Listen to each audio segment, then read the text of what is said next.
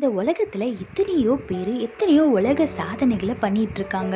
ஒரு மணி நேரத்துக்குள்ள இவ்வளோ மேக்ஸ் ப்ராப்ளம் சால்வ் பண்றது, உயரமான 2 பில்டிங்க்கு நடுவுல கயிறு கட்டி நடக்கிறது, கண்ணை கட்டிட்டு வண்டி ஓட்டுறது, கண்ணை கட்டிட்டு அம்பு விடுறது, அது இதுன்னு எத்தனையோ பேர் வேர்ல்ட் ரெக்கார்ட் பண்ணிட்டு இருக்காங்க.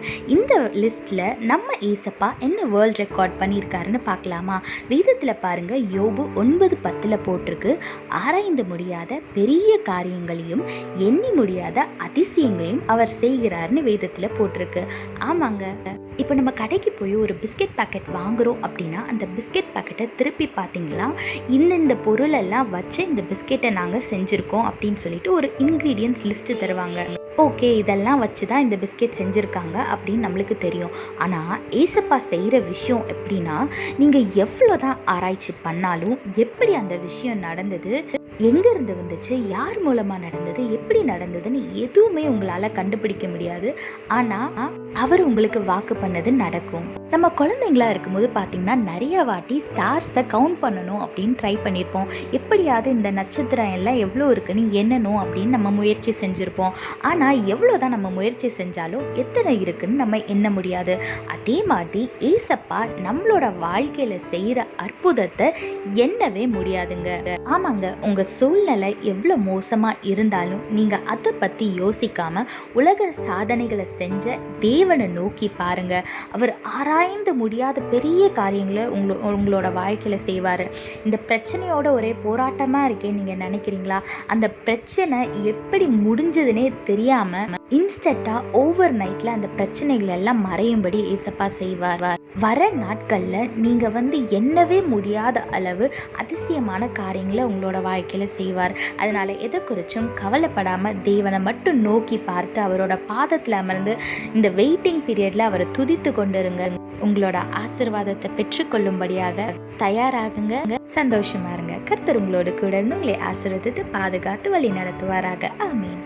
Many people have done lots of world records, like solving particular amount of max problems in 1 hour, walking on a rope between 2 tallest buildings, the person who sleeps for the long time, and some can hold their breath underwater for a long time.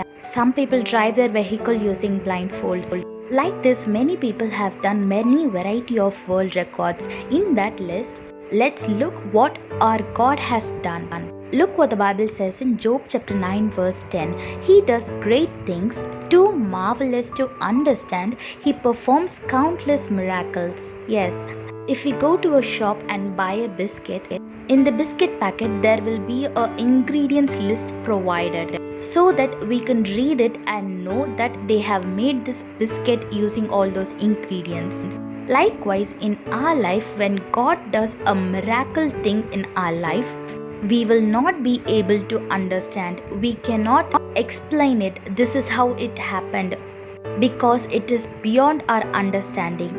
We will not know how it happened and when it happened, but if our God has promised us, it will definitely happen.